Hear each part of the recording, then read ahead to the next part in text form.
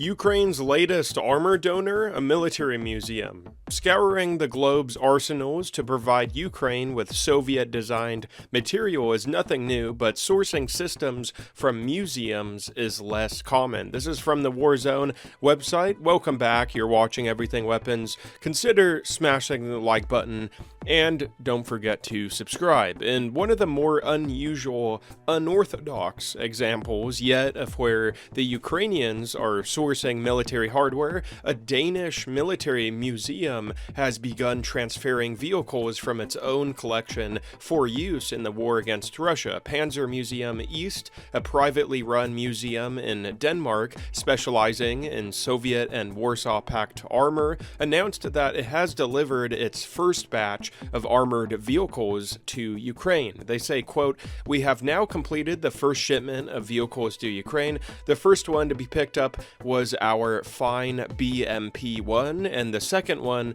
was the MTLB Snar 10. We hope they'll last a long time and make a difference," the museum said on social media today. The museum describes itself as Scandinavia's largest collection of vehicles, uniforms, and equipment from the former Eastern Bloc. The donation includes a BMP-1 infantry fighting vehicle and an MTLB amphibious tracked armored fighting vehicle fitted with the Snar 10 battlefield surveillance radar. This is an uncommon artillery reconnaissance variant that was designed to detect troop movements, vehicles, and artillery fire while directing friendly fires. While governments across Europe have emptied Cold War stockpiles to support Kyiv, it is considerably rarer to see museum exhibits making the journey to the front. The transfer underscores the increasingly varied mix of equipment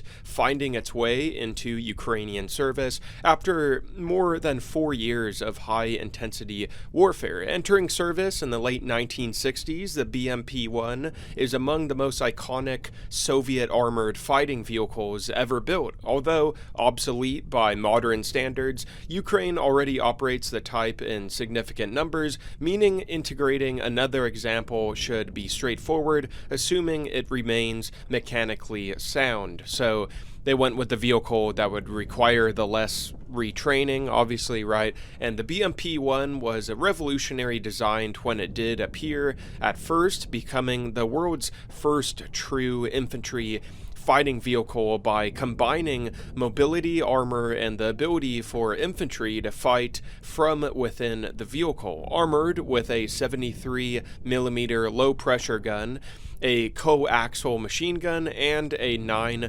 M14 Malyukta AT-3 Sagar anti-tank missile launcher. It was designed to accompany tanks across the battlefield while carrying an 8-man infantry squad. More than 20,000 units were built, and the vehicle was exported widely across the Warsaw Pact and beyond, spawning numerous variants and licensed copies. Today, its armor and armament are outdated, but it continues to be prized on account of its amphibious capability, ease of maintenance, and the availability of extensive stocks of spare parts and upgrade packages. Despite being more than half a century old, the BMP-1 continues to demonstrate its utility on modern battlefields. Previously, there had been known BMP-1 transfers to Ukraine from Greek stocks, 40 BMP-1A1s delivered from October 2022 onwards, and from the Slovak stocks of 30 BVP-1s from November 2022. Another 56 upgraded ex-East German BMP-1s were provided by the Czech Republic. The more intriguing donation is the MTLB Snar 10, based on the MTLB multi-purpose tracked vehicle. The Snar 10 carries a ground surveillance radar intended primarily for artillery spotting and battlefield reconnaissance. The system can detect moving vehicles, troop concentrations, explosions, and shell impacts, helping artillery units adjust fire and build battlefield awareness.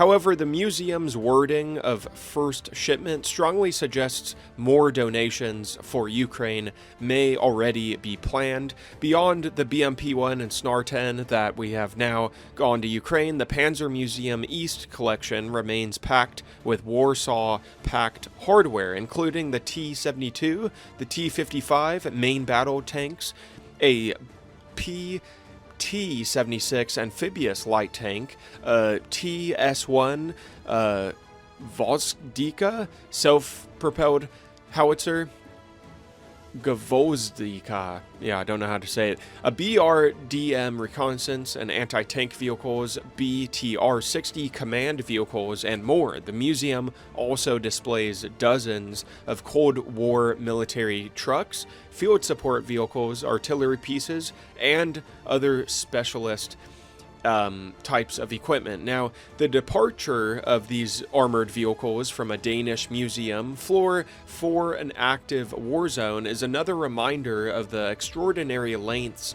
Ukraine and its supporters continue to go to sustain the country's war effort and Ukraine's sovereignty, and of how almost any usable piece of Soviet-designed equipment can still find new life on today's battlefield in modern war in 2026, approaching the 2030s. Thank you guys so much for watching.